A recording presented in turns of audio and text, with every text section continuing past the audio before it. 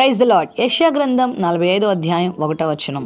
నేను రాజుల నడికట్లను విప్పెదను, ద్వారములు అతని ఎదుట వేయబడకుండా తలుపులు తీసెదను. యెహోవా తాను అభిషేకించినటువంటి వ్యక్తి గురించి ఈ మాటలు తెలియజేస్తా ఉన్నారు.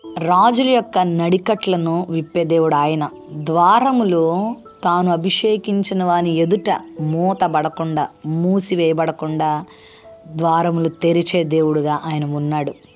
కోరేషు గురించి ఆ మాట ఆయన తెలియజేస్తున్నారు. దేవుడు ఒక వ్యక్తిని ఎన్నుకున్నప్పుడు, ఇష్టపడినప్పుడు అతని పట్ల జరిగే కార్యాలు ఇలా ఉంటాయి. దేవుడు తన కుడి చేతితో ఆయనను పట్టుకుంటాడు. తన మీదకి వచ్చే జనములతో ఆయన యుద్ధం చేస్తాడు, విజయాన్ని ఇస్తాడు. అంత మాత్రమే కాదు, ఒకవేళ తన ముందు ఏ ద్వారాలైనా మూయబడిపోతూ ఉంటే ఆయన తెరుస్తాడు.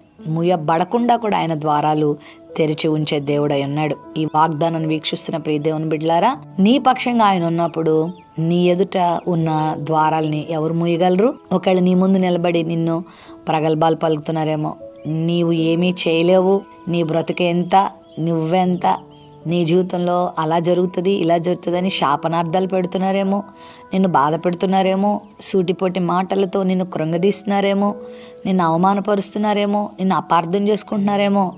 నమ్ము, నీ ముందు దేవుడు ద్వారాలు తెరిచిపెట్టేశాడు. నీ ఆశీర్వాదాన్ని ఎవరు శాపంగా మార్చలేరు. ఈ విషయాన్ని ఎప్పుడు గుర్తుపెట్టుకో. ఆయనే నిన్ను ఆశీర్వదిస్తే ఎవరమ్మా నిన్ను శపించేది?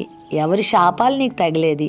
ఎవరో తిడుతున్నారని, ఎవరో విమర్శిస్తున్నారని, ఎవరో చిన్న చూపు చూస్తున్నారని, ఎవరో నిందించారని ఎందుకలా ఏడుస్తావు? దేవుడు నిన్ను అభిషేకించాడు కదా, దేవుడు నిన్ను రక్షించుకున్నాడు కదా, నువ్వు దేవుని బిడ్డవు కదా, నీతితో, నమ్మకత్వంతో, వాక్యానుసారంగా జీవిస్తున్నావు కదా, పరిశుద్ధమైన బ్రతుకు కొరకు పోరాడుతున్నావు కదా. అయితే నీ పక్షంగా ఉన్నాడు. నీ ఎదుట ఆయన ద్వారాలు తెరిచిపెట్టాడు. అవసరమైతే రాజుల నడికట్లు కూడా నీ కొరకు ఆయన విప్పుతాడు. నీ పక్షంగా ఆయన ఉన్నాడు.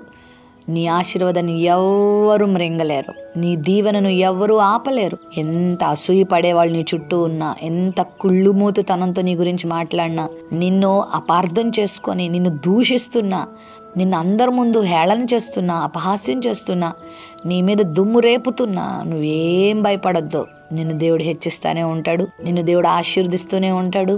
దావీదును ఎంతో మంది దూషించారు, దావీదును ఎంతో మంది విమర్శించారు, దావీదును ఎంతో మంది కాలదన్నారు, దావీదును ఎంతో మంది అవమానపరిచారు. కానీ దేవుడే దావీదు పక్షంగా ఉండి ప్రతి ద్వారాన్ని దేవుడు దావీదు కొరకు తెరిచిపెట్టాడు. దేవుడు తోడే అన్నాడు, నడిపించాడు, హెచ్చించాడు. అదే దేవుడు నీ దేవుడే అన్నాడు. భయపడకు, బాధపడకు. ఆయన కుడి చేయి పట్టుకున్నాడు. నీ పక్షంగా ఆయన గొప్ప ద్వారాలు తెరుస్తున్నాడు. మనుషులు నీ ద్వారాలే మూయలేరు, మనుషులేమి నీకు ఆటంకాలు తేలేరు.